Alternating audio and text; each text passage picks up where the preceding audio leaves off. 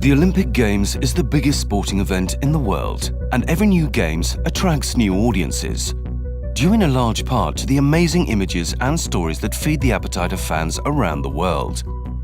The role of the printed press and online media is crucial in bringing the Olympic stories to the world. Each Games organising committee recognises this role by providing the facilities and services needed by accredited reporters, photographers and technicians from news organisations large and small. The Olympic Games, as we all know, is one of the world's, or it is the world's largest event. Summer Olympic Games we have 26,000 media. At Winter Olympic Games we have 13. And to put that in perspective, the World Cup, which has an enormous reach, still only has 13,000 media thereabouts. The scale of press operations at an Olympic Games is huge. Over 6,000 print and online media work from the main press centre and use the media facilities at each competition venue. For the larger international news agencies, an Olympic Games means a major deployment of staff and resources. We normally start planning at least 3 years in advance, where the main press center is going to be, where the accommodations are going to be located, what's transportation going to be like to get from those accommodations to the press center. All of those types of details have to be sorted out. But no matter how well you plan, nothing can prepare you for the intensity of the press coverage when the Games begin, and the demand for virtually real-time images and stories. You have the world's best photographers come to an Olympic Games. It's absolutely imperative today that the media are connected wherever they are, 24 hours a day. Most photo positions are cabled, so a photographer has a VLAN cable right into his or her camera. We can pretty much turn that photo around under 2 minutes. Got my laptop out there, and my editor is back at the MPC. He can see a thumbnail of each of my pictures, and so he can choose pictures. So as long as I'm connected, he can download any picture that he sees on my laptop. To meet this need, the press operations team at the Games has to guarantee well-placed press tribunes in the competition venues and photographer positions that capture the action, as well as fast and reliable telecommunications to move the endless flow of pictures and stories. A key to successful press operations lies in recruiting and training knowledgeable, enthusiastic staff to meet every media need. It can range from any type of question. Maybe they might want to have a locker for one day or the duration of the Games, or it could be anything from where do they go to get the internal shuttle. It's basically trying to make life a bit easier for them, and so that everything can run smoothly. The people are key to deliver, because at the end of the day, it's the people that are here running this photo work area where we're in now. I mean, it's the people that actually help out the media. And it's also a great legacy for the country, because I've seen in my experience how many young professionals you bring in and you teach them press operation, and how many people actually develop a career out of that.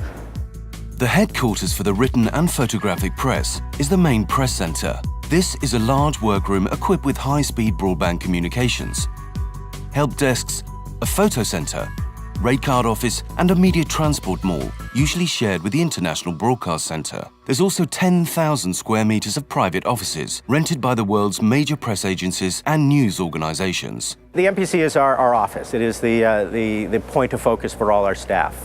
Whether it is a place that a photographer or reporter comes to actually write their story or edit their pictures, they need workspace. It gives us that place to actually work together and share, all our years and years of news judgment in deciding, what we should do to cover the Games. Ultimately, it's all about giving the press the tools and support they need to tell the most compelling stories. Information on every sport event, real-time results, and athlete biographies can be found on the Games Info Service, easily accessed online or in the media workrooms. The Olympic News Service, or ONS, provides the accredited media with an up-to-the-minute flow of news stories, flash quotes, and statistics. We bring in news from the venues to help the media do their jobs, because obviously members of the media for individual organisations can't be everywhere, so we aim to be everywhere. We also have access to the broadcast areas, so we get the first comments that the competitors do as they come off the piste or the rink, and we're able to get the first reactions and put them very speedily out so that everybody else can see them.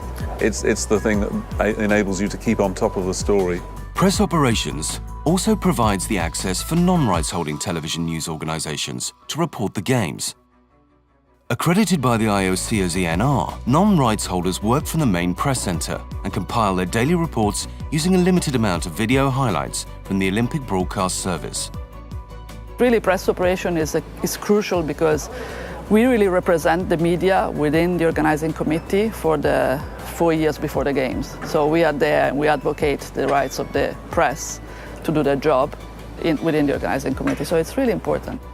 A media that can file their stories easily, they can go to the venues easily and do their work done, it contributes a lot to the success because somehow their stories are better. In the fast-changing world of digital communications, the Olympic Games has been at the forefront of new media developments. The last decade has seen big changes in what the media and the fans expect from Olympic coverage. Social media is part of a global conversation about the Games. We've actually got 20 million people who actively want to hear our messages, and of course every one of those 20 million people has probably another 100, 200 friends who they can share our messages with.